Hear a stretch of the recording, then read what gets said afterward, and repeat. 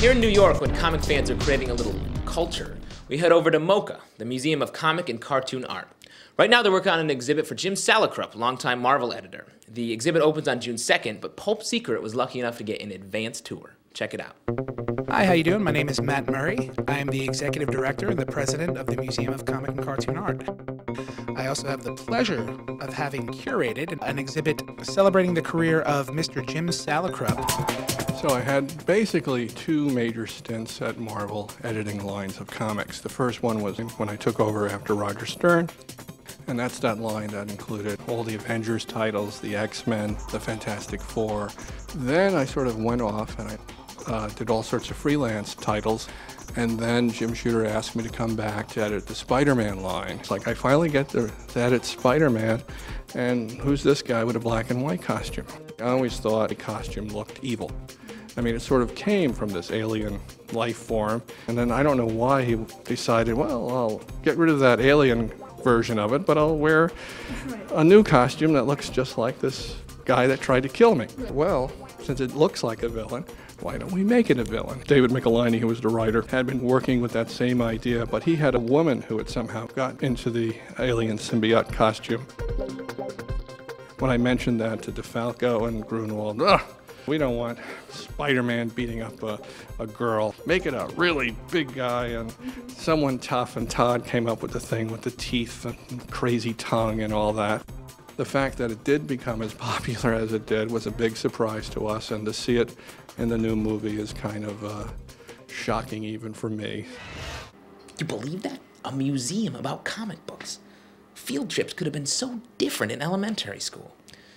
Tune in next week when Anna goes back and takes a look at the current exhibit, Looking for a Face Like Mine, which has a look at the history of black creators in comic books.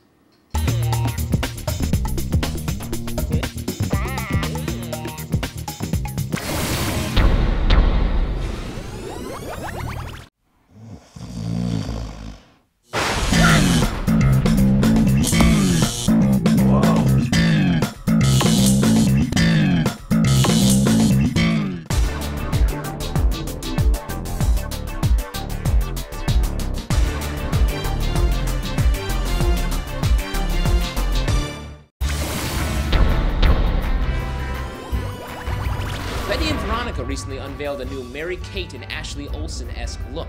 We sat down with one of the editors of Archie Comics on why the big change after 50 years. We get a lot of mail. We want to know what Archie's going to look like when he's a little older and with Betty and Veronica. We're trying to capture a little older audience and to keep readers that we have a little bit longer.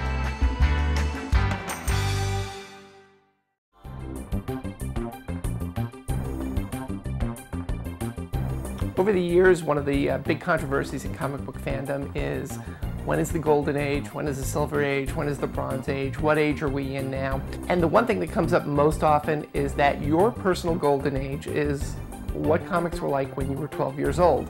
For me, that's the Silver Age, and there's a great website called Dial B for Blog that pays tribute to the Silver Age.